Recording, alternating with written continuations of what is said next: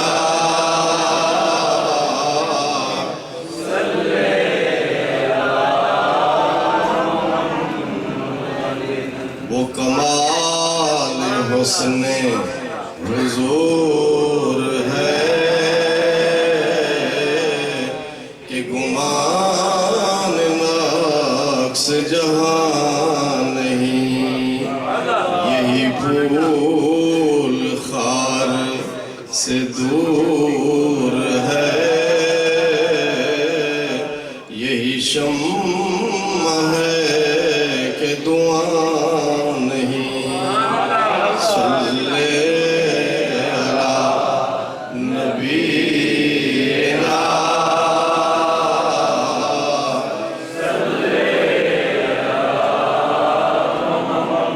کرمد اہل دول ودا، پڑے اس بلا میں میری بلا، میں گدا ہوں اپنے کریم کا، میں گدا ہوں اپنے رسول کا، میں گدا ہوں اپنے کریم کا، میرا دین پارنا نہیں۔ صلی علی نبینا،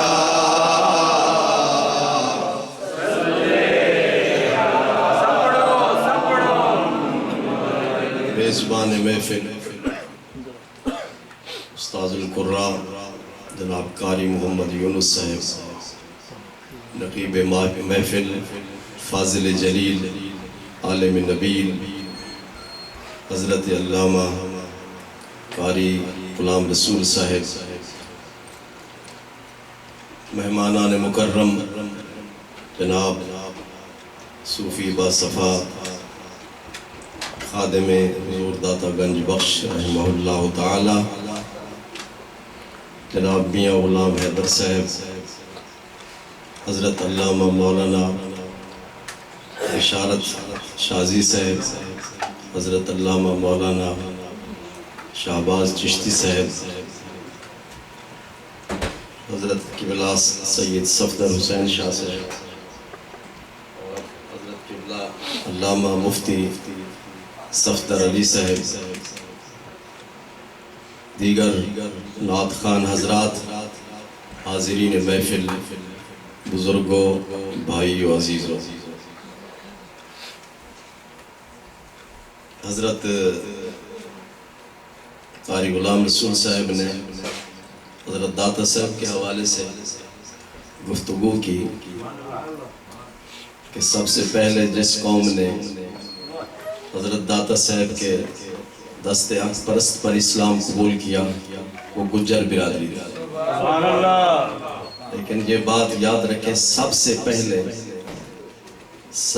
پہلے گجر برادری میں سے جس خاتون نے اسلام قبول کیا وہ گجری تھی۔ نعرہ تکبیر، نعرہ رسالت۔ مرد بعد میں مسلمان ہوا، وہ خاتون سب سے پہلے۔ میاں صاحب جانتے ہیں کہ اس نے آپ کی بارگاہ میں دودھ کا نذرانہ پیش کیا، آپ نے اسے قبول فرمایا، قبول کرنا ہی تھا کہ اس کے نصیب کھل گئے، اور اس نے نور مصطفیٰ حضرت داتا صاحب کی جبین آپ کے پیشانی مبارک میں دیکھا تو اسلام قبول کر لیا۔ تو گجر مردوں نے بعد میں اسلام قبول کیا، پہلے اس گجری نے اسلام قبول کیا۔ دوسری بات، حضرت داتا صاحب رحمۃ اللہ علیہ کے پہلے خطیب صاحب تھے مولانا سید احمد نقشبندی صاحب رحمۃ اللہ علیہ۔ دسمبر 86 میں ان کا انتقال ہوا۔ میں اس وقت داتا صاحب کے اس ایریے میں داتا صاحب کا اوقاف نے ایک دفتر بنایا، اس دفتر کا نام مرکز معارف اولیاء، اس میں علماء اولیاء کرام کی ہسٹری پہ ریسرچ ہوتی ہے۔ تو میں اس ادارے کا انچارج تھا، ایگزیکٹو آفیسر تھا، اور میرے ماتحت ریسرچ آفیسر، ریسرچ سکالر تھے۔ تو میں اپنے کام میں مصروف تھا کہ مجھے سیکٹری اوقاف نے فون کیا کہ داتا صاحب کے خطیب صاحب کا وصال ہو گیا. ہماری خواہش ہے کہ ہم آپ کو وہاں پہ خطیب مقرر کر دیں. سبحان اللہ. تو میں نے دل میں سوچا کہ یہ کون ہے خطیب مقرر کرنے والا؟ اصل تو داتا حضور کی طرف سے آرڈر ہو رہا ہے.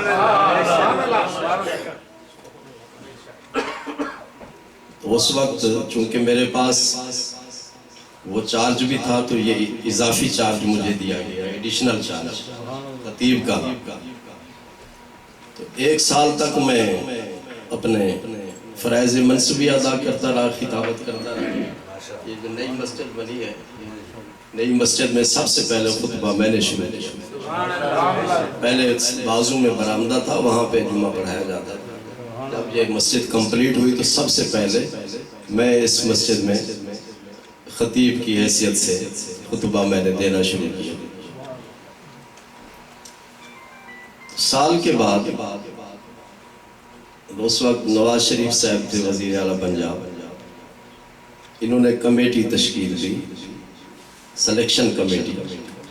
اس میں تقریباً 300 کے قریب درخواستیں تھیں علماء کرام کی. علامہ صاحب کے پاس تو ایک سیٹ ہے ایگزیکٹو افسر کی، تو خطیب ہمیں لگا دیا جائے. تو نواز شریف صاحب کو بڑی اپروچیں ہوئی ادھر ادھر سے، رشتہ داروں سے، دوست احباب سے. تو انہوں نے ایک کمیٹی بنائی. اس کمیٹی میں، سلیکشن کمیٹی میں، حضرت علامہ ڈاکٹر طاہر القادری صاحب، علامہ مفتی محمد حسین نعیمی صاحب، چودھری عید محمد صاحب اور دوسرے حضرات تھے اس میں.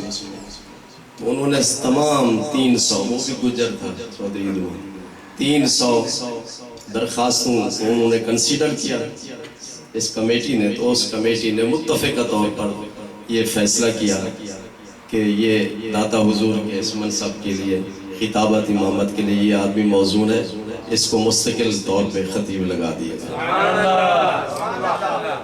تو اللہ تعالیٰ کی طرف سے یہ شرف حاصل ہے. اور خاص طور پہ یہ بات ذہن میں رکھیں کہ میری والدہ صاحبہ عالمہ تھی اور ہر مہینے میلاد شریف کا اہتمام کرتی تھی.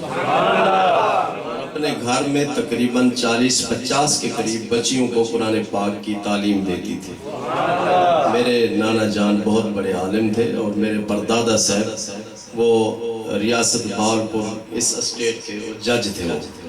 بارکیف چونکہ علمی گھرانہ تھا تو اس لیے میں یہ سمجھتا ہوں کہ میری والدہ صاحبہ کی دعائیں میرے شامل حال تھیں اور بغیر کسی ریکویسٹ کے، بغیر کسی استدعا کے، بغیر کسی گزارش کے مجھے اس منصب پہ فیض کیا.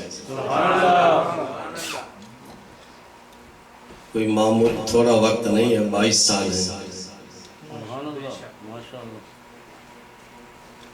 آپ خوش قسمت ہیں کہ اس محفل میں شامل ہیں جس کا عنوان ہے محفل میلاد. ابن حجر مکی فرماتے ہیں جو شخص محفل میلاد میں شامل ہوتا ہے اس کا خاتمہ ایمان پر ہوتا ہے. نماز پڑھتے ہیں کوئی گارنٹی نہیں خاتمہ ایمان پر ہوگا یا ہوگا. بہت سارے نمازی ایسے جن کا خاتمہ ایمان پر نہیں ہوا، بہت سارے حاجی ایسے، بہت سارے قرآن پڑھنے والے ایسے کہ جن کا خاتمہ ایمان پر نہیں ہوا.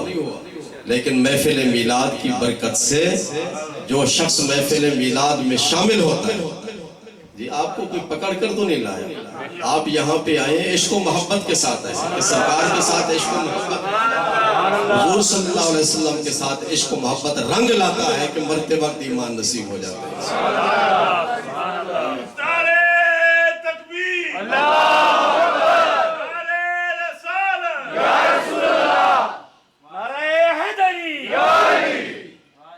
میلاد شریف ایک ہے، میلاد کا ذکر. میلاد کا معنی کیا ہے؟ پیدائش، عربی زبان کا لفظ ہے برتھ جس کو کہتے ہیں، پیدائش، ولادت. ہم میلاد مناتے ہیں. میلاد منانے کا مطلب کیا ہے؟ میلاد منانے کا مطلب یہ ہے کہ حضور صلی اللہ علیہ وسلم کا ذکر کیا جائے، آپ کے اوصاف بیان کیے جائے، آپ کی شان بیان کی جائے، آپ کی عظمت بیان کی جائے.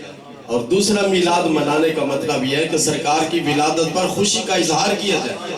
اور خوشی کے اظہار کرنے کے مختلف طریقے ہوتے ہیں. جو بھی طریقہ آپ اختیار کر لیں کوئی بدعت نہیں ہے، وہ طریقہ بدعت نہیں ہے، جو بھی صحیح طریقہ آپ اختیار کر لیں وہ کوئی بدعت نہیں ہے۔ حضور صلی اللہ علیہ وسلم نے اپنا میلاد خود منایا،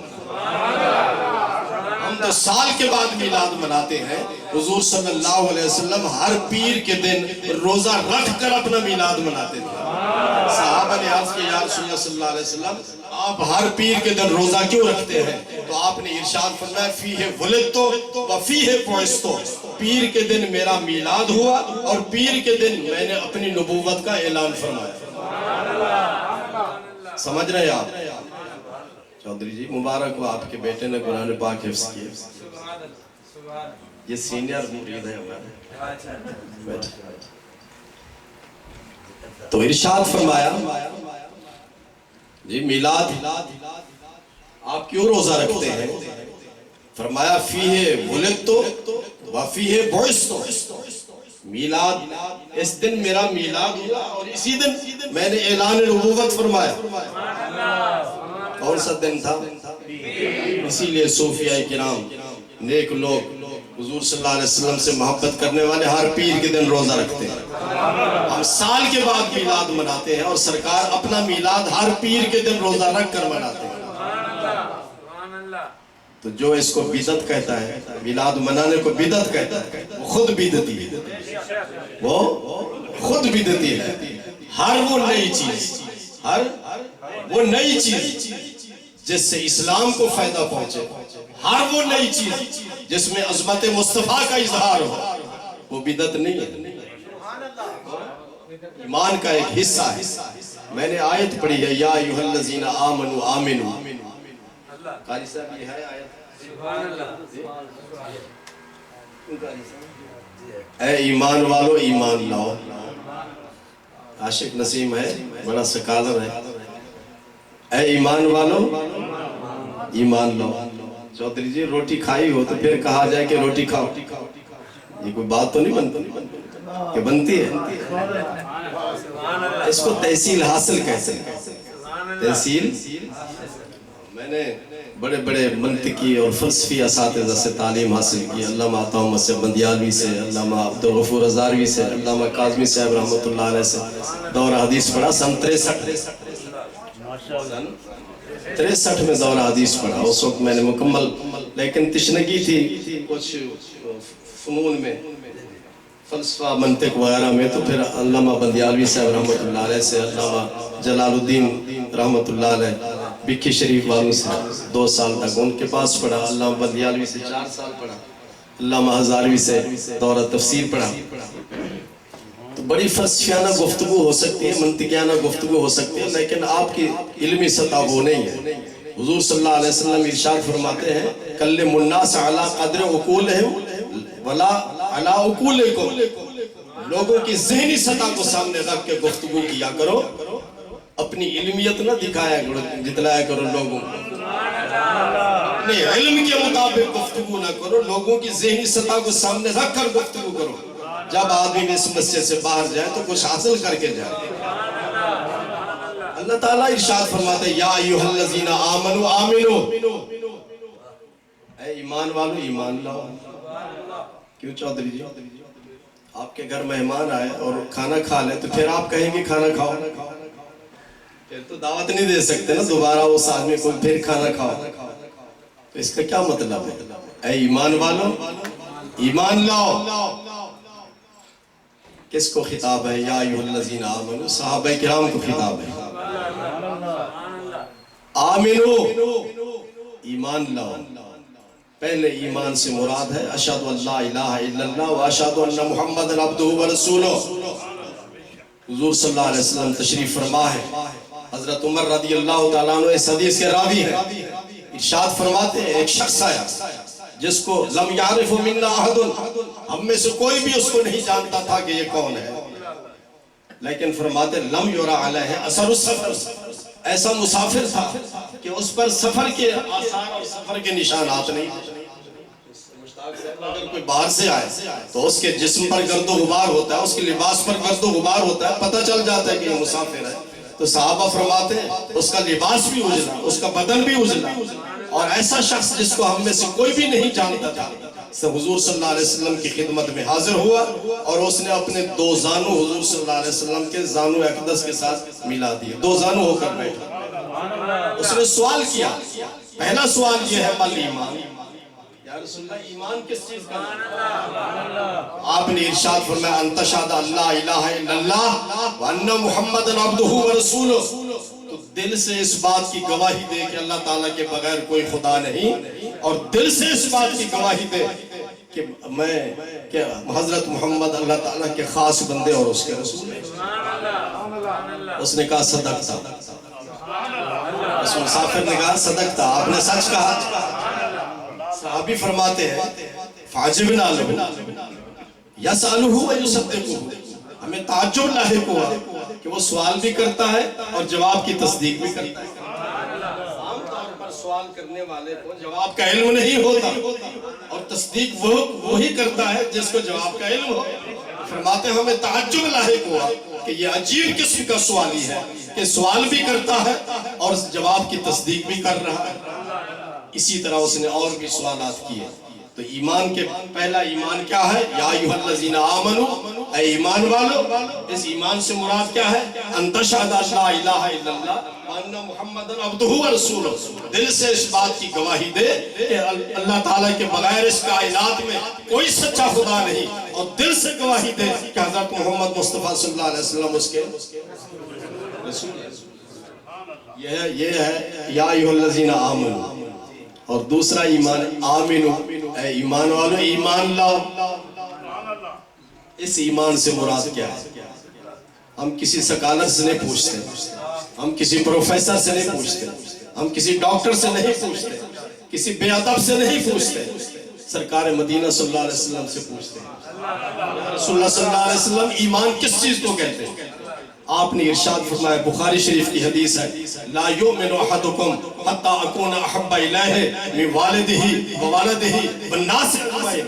ارشاد فرمایا تم میں سے کوئی مومن نہیں ہو سکتا جب تک کہ اس کے دل میں میری محبت اپنے ماں باپ سے، اپنی اولاد سے اور ساری کائنات سے زیادہ نہ ہو، اس وقت تک فرمایا وہ مومن نہیں ہو سکتا۔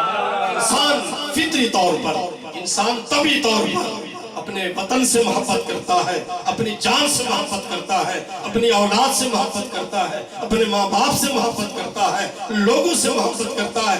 جب تک انسان اپنی ان تمام محبتوں کو حضور صلی اللہ علیہ وسلم کے قدموں پر نشاور نہیں کرتا، اس وقت تک وہ مومن نہیں ہو سکتا۔ میں نہیں کہہ رہا، کس نے فرمایا؟ تو ایمان کا معنی کیا ہے؟ دوسرے ایمان کا معنی ہے عشق مصطفیٰ۔ دوسرے ایمان کا معنی کیا ہے؟ عشق مصطفیٰ۔ اے ایمان والو، اپنے سینوں میں عشق مصطفیٰ کی شمع روشن کرو۔ جب تک عشق مصطفیٰ نہیں ہوگا، اللہ کلمے کو قبول نہیں کرتا، نماز کو قبول نہیں کرتا، روزے کو قبول نہیں کرتا، حج کو قبول نہیں کرتا، زکوٰۃ کو قبول نہیں کرتا۔ 1 کروڑ مرتبہ کوئی شخص کلمہ پڑھ لے تو رب کائنات اس کے کلمے کو ریجیکٹ کر دیتا ہے۔ اللہ اکبر۔ اسی لیے علامہ اقبال کا حوالہ دیا قاری غلام رسول صاحب نے۔ علامہ اقبال نے کہا، مغز قرآن روح ایمان جان دین، مغز قرآن روح ایمان جان دین، ہست حب رحمت للعالمین۔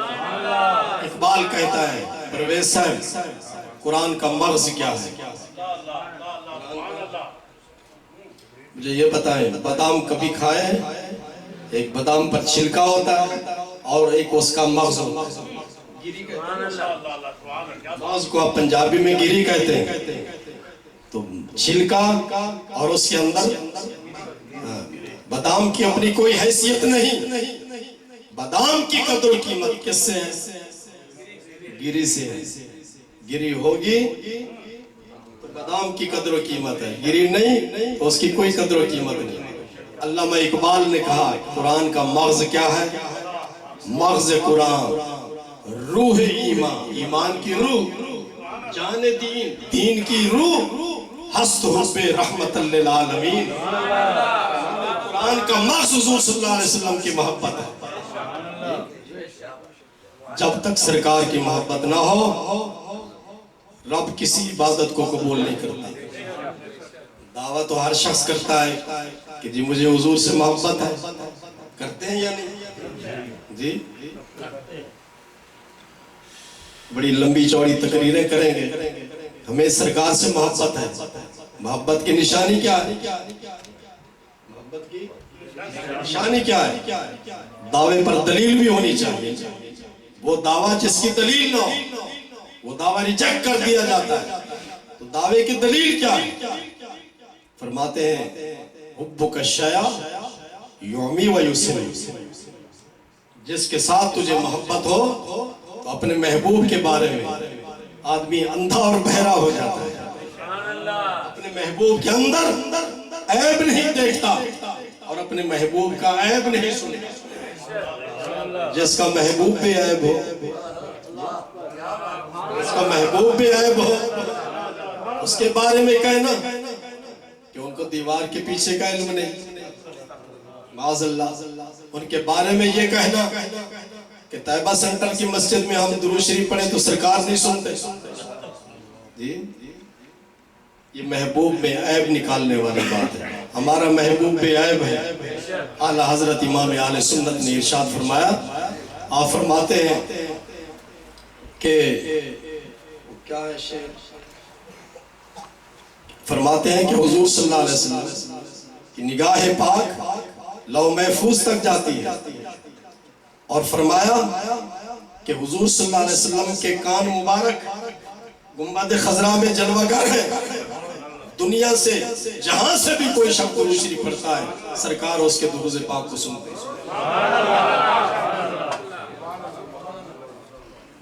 امام غزالی نے کہا کہ جب تم اتحیات پڑھتے ہو کبھی پڑھی ہے اتحیات؟ اتحیات للہ والصلوات. اس کے بعد کیا ہے؟ السلام علیکہ ایھا النبی ورحمۃ اللہ وبرکاتہ. تجھ پر سلام، تجھ پر سلام.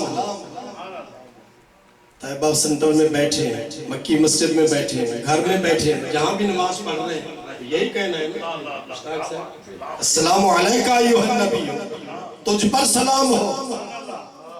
عربی گرامر تمام علماء جانتے ہیں یہ کا اس وقت استعمال ہوتا ہے جب کوئی سامنے ہو. حضرت صاحب آپ کہتے ہیں السلام علیکم، جو سامنے کوئی آدمی آئے سجاد بٹائے تو کہیں گے تجھ پر سلام ہو، تم پر سلام ہو. سامنے ہو تو کا ضمیر استعمال ہوتا ہے.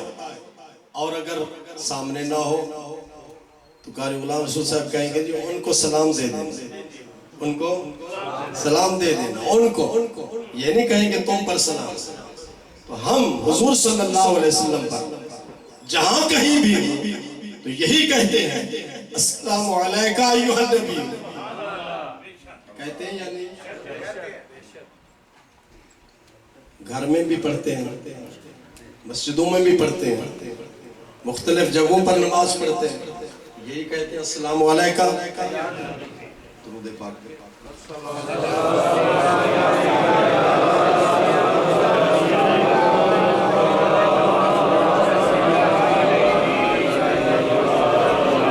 اس کی کیا وجہ؟ امام غزالی نے اس کا جواب دیا احیاء العلوم میں کہ سرکار تو وہاں موجود نہیں ہوتے تو پھر السلام علیکہ کیوں کہتے ہیں؟ امام غزالی نے جواب دیا جو اپنے وقت کے مجدد تھے، اپنے وقت کے محدث، اپنے وقت کے مفسر. جتنا قرآن پاک انہوں نے سمجھا آج کل کی کسی مولوی نے اس طرح کا قرآن پاک نہیں سمجھا. امام غزالی فرماتے ہیں نمازی جب تم یہاں پہنچو السلام علیکہ ایھا التحیات للہ والصلوات والطیبات، فرماتے ہیں جب الطیبات پر پہنچو وَأَحْضِرْ فِي قَلْبِكَ شَخْصَهُ الْكَرِيمِ فَقُلْ السَّلَامُ عَلَيْكَ أَيُّهَا النَّبِيُّ وَرَحْمَةُ اللَّهِ وَبَرَكَاتُهُ. اپنے دل میں یہ تصور کر کہ سرکار میرے سامنے تشریف فرمائے. اپنے دل میں یہ تصور کر سرکار میرے سامنے تشریف فرمائے. فرمایا جب تم یہ تصور کر لے میرے آقا میرے سامنے تشریف فرما ہے، پھر کہو السلام علیکہ ایھا النبی ورحمۃ اللہ وبرکاتہ۔ جناب شہزاد مصطفیٰ صاحب نے ملا علی قاری کا حوالہ دیا کہ حضور صلی اللہ علیہ وسلم کی روح پاک ہر مسلمان کے گھر میں جلوگر ہے جی، سرکار مدینہ صلی اللہ علیہ وسلم۔ اور یہ بات یاد رکھیں، یہ عشق مصطفیٰ ہی ہے جو ہمارے حصے میں آیا۔ ہم محافل میلاد کا اہتمام کرتے ہیں، صفدر شاہ صاحب کی طرح جلوس عید میلاد النبی کا اہتمام کرتے ہیں۔ پوری دنیا میں لوگ سرکار کے میلاد شریف کے جلوس اور جلسوں اور محفلوں کا اہتمام کرتے ہیں۔ یہ عشق مصطفیٰ کا تقاضا ہے جی۔ عشق مصطفیٰ کی نشانی کیا ہے کہ آپ فرماتے من احب شیئا اکثر ذکر، جو کسی سے محبت کرتا ہے اٹھتے بیٹھتے چلتے پھرتے اس کا ذکر کرتا ہے۔ حضور صلی اللہ علیہ وسلم کا ذکر مصطفیٰ یہ عشق مصطفیٰ کی ترجمانی ہے۔ میں دعا کرتا ہوں کہ رب کائنات آپ سب حضرات کو حضور صلی اللہ علیہ وسلم کی محفل میلاد منعقد کرنے کی توفیق عطا فرمائے۔ وآخر دعوانا الحمدللہ۔